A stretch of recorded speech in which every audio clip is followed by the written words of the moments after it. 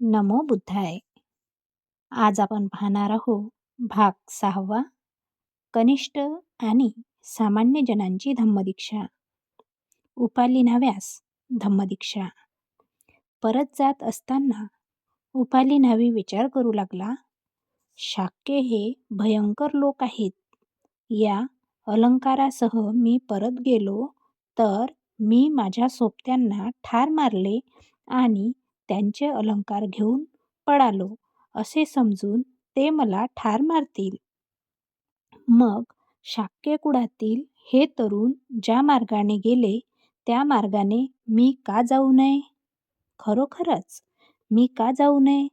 उपालीने स्वतःलाच विचारले आणि ते अलंकाराचे गाठोडे पाठीवरून खाली उतरवून एका झाडाला ते टांगून तो म्हणाला, ज्याला हे सापडेल त्याने भेट म्हणून ते घेऊन जावे. आणि तो शाक्य तरुणांच्या मागोमाग जाण्यासाठी मागे फिरला. शाक्यांनी त्याला दुरूनच येताना पाहिले आणि ते त्याला म्हणाले, उपाली, तू परत का आलास? तेव्हा त्याने आपल्याला काय वाटले ते त्यांना सांगितले. यावर ते म्हणाले, उपाली, तू परत गेला नाहीस हे बरे केलेस, कारण शाक्य हे भयंकर लोक आहेत आणि त्यांनी तुला ठार मारले असते. आणि जेथे भगवान बुद्ध होते तेथे ते उपाली न्हाव्याला बरोबर घेऊन गेले. तेथे पोहोचल्यावर त्यांनी भगवंतांना वंदन केले आणि ते एका बाजूला बसले. याप्रमाणे बसल्यावर ते तथागतास म्हणाले, भगवंत, आम्ही शाक्य गर्विष्ठ आहोत आणि हा उपाली न्हावी बऱ्याच दिवसापासून आमची सेवा करीत आहे.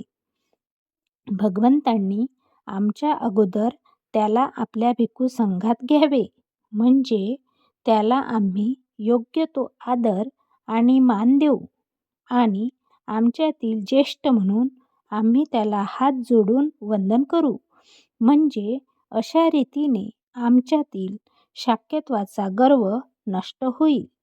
तेव्हा तथागताने पहिल्या प्रथम उपाली न्हाव्याला प्रवज्य देऊन भिक्खू संघात सामील करून घेतले आणि त्यानंतर त्या शाक्य कुळातील तरुणांना भिक्खू संघाची दीक्षा दिली. अशा प्रकारे आज आपण भाग 6वा, कनिष्ठ आणि सामान्य जनाची धम्मदीक्षामध्ये उपाली न्हाव्यास धम्मदीक्षा बघितलेली आहे. पुढच्या भागात आपल्याला सुनीत नावाच्या भंग्यास धम्मदीक्षा बघायची आहे. तोपर्यंत नमो बुद्धाय. जय भीम.